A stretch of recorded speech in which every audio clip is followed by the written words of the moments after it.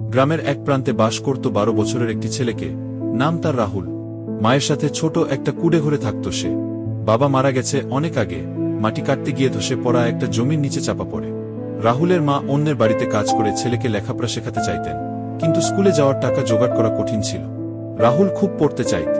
যখন সে স্কুলে যেতে পারত না, তখন পুরনো কাগজ কুড়িয়ে ভাঙা বইয়ের পাতা থেকে নিজে নিজে পড়তে চেষ্টা করত। গ্রামের পাশের ছোট লাইব্রেরিতে এক বুড়ো মানুষ, হারুন চাচা, যিনি বিনামূল্যে বই পড়তে দিতেন। রাহুল তাকে জিজ্ঞেস করত, চাচা, পড়াশোনা করলে কি মানুষ বড় হয়? হারুন চাচা হাসতেন, না রাহুল, মানুষ বড় হয় মনটাকে বড় করে। পড়াশোনা সেই পথটা দেখায়। কিন্তু একদিন রাহুলের মা অসুস্থ হয়ে পড়লেন। ঘরে কোনো টাকা নেই, ওষুধ কেনার সামর্থ্য নেই।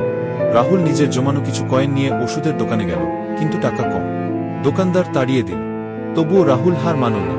সে রাতভর চাচার দেয়া বইয়ের নিচে রেখে রাখা পুরনো সংবাদপত্র পড়ে বুঝে গেল, কাঁচা সবজি বাজারে নিয়ে গিয়ে বিক্রি করলে একটু আয় হতে পারে। পরদিন সকালে মাঠ থেকে কিছু কলমি শাক তুলে নিয়ে বাজারে গেল।